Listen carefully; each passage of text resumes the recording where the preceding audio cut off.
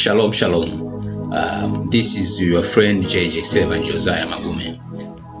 Ninakukaribisha kuzungumza na wewe kitu tu kidogo na sitopoteza muda wako.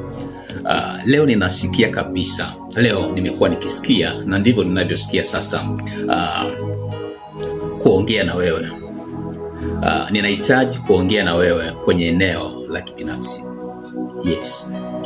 Ni eneo la kibinafsi kwa sababu yako maeneo ambayo wewe utakuwa ni shahidi ya kwamba unaweza ukayapitia, ambayo hayahitaji mtu mwingine yoyote, aidha ahusike kwa namna ya kumshirikisha au ahusike kwa namna ya kumpatia huo mzigo.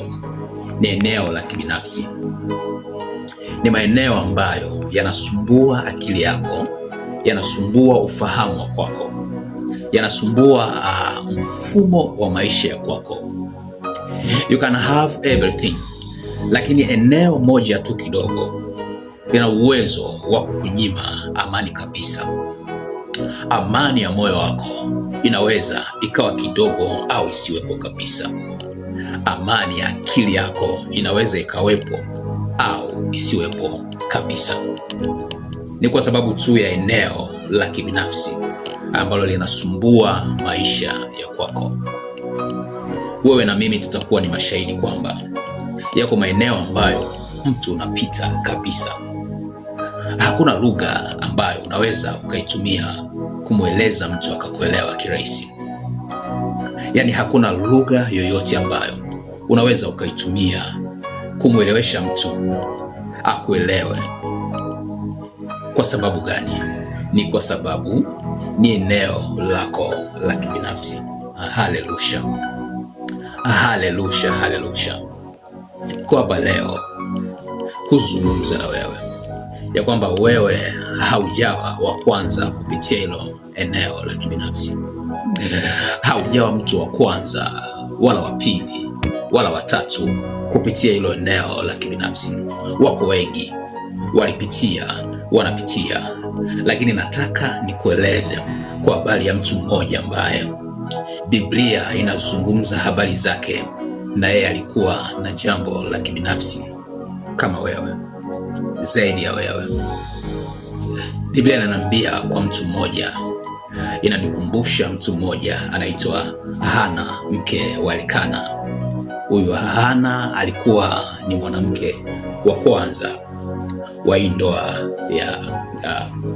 ya Elkana. Biblia inaniambia hakuna kitu ambacho Elkana alikuwa akimnyima huyu mwanamke wake anaitwa Hana. Nikizungumza mambo haya, nafikiri watu walioko kwenye ndoa wanaweza kuwa wanaelewa vizuri ya kwamba unaomba kitu cha aina yoyote kwa mume wako, anakupatia. Lakini kuna kitu kimoja ambacho kilikuwa kinamsumbua Hana.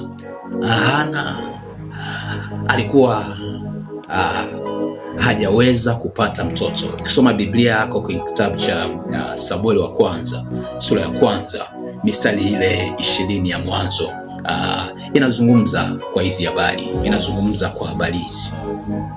Haleluya, haleluya. Biblia inaniambia kwenye mstari ule wa 13 ya kwamba Biblia inaniambia huyu Hana, ikawa siku moja alipoingia hekaluni kwenda kumlilia Bwana, kwenda kumlilia Bwana.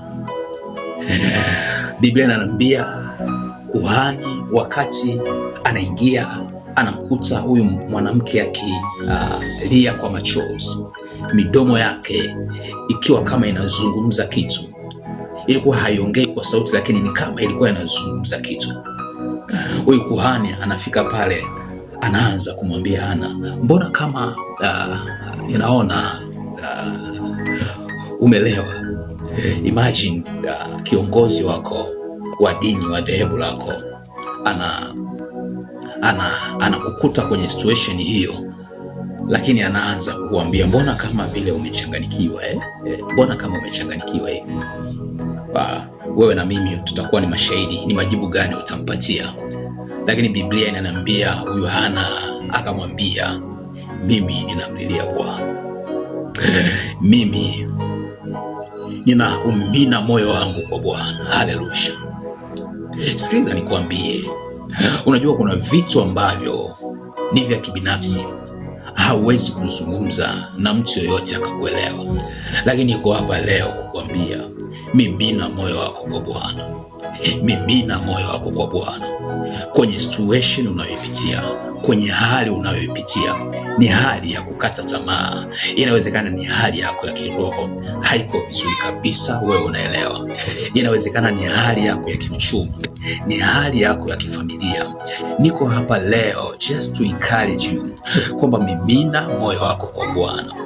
Mimina moyo wako kwa Mungu aliye hai, yeye ambaye ukizungumza naye jambo lako atalichukulia kwa uzito kabisa, yeye ambaye ukimimina moyo wako kwake ataleta msaada ndani ya moyo wako, ataweka amani ndani ya moyo wako. Haleluya. Ataweka furaha ndani ya moyo wako. Haleluya, haleluya. Jambo lako la kibinafsi inawezekana kabisa ni mahali unapokaa, kuna namna situation unaipitia ambayo unaona kama unaenda kuaibika muda sio mrefu, lakini niko hapa leo kukuambia, mimina moyo wako kwa Bwana. Mwambie Bwana situation unayoipitia, mwambie Bwana hali unayoipitia. Mungu ni mwaminifu. Haleluya. Kama Hana alivyomimina moyo wake kwa Bwana, Mungu akajidhihirisha katika maisha yake, Mungu akajidhihirisha kwenye ndoa yake. Ndivyo niko mahali hapa leo kukwambia, hata kwenye situation unayoipitia Mungu anaweza kujifunua kwako katika jina la Yesu. Mungu anaweza kujifunua kwako katika jina la Yesu. Haleluya. Rapasi akatei rapo shakatei manda raposi akata. Niko hapa leo kukuhakikishia kabisa ya kwamba yeyote anayemtumaini Bwana, yeyote anayemtegemea yeye hataibika. Ndivyo neno linavyonihakikishia ya kwamba yeyote anayemtegemea yeye hataibika kabisa. Inawezekana kabisa kiwango chako cha kumtegemea Bwana bado ni nusu nusu. Hebu kiongeze katika jina la Yesu. Hebu kiongeze leo katika jina la Yesu. Anza kukiongeza leo, kusoma neno la kwake, kukaa na yeye kwenye muda wa maombi. Zungumza na yeye, sema na yeye. Mungu ni mwaminifu, atakutokezea katika jina la Yesu.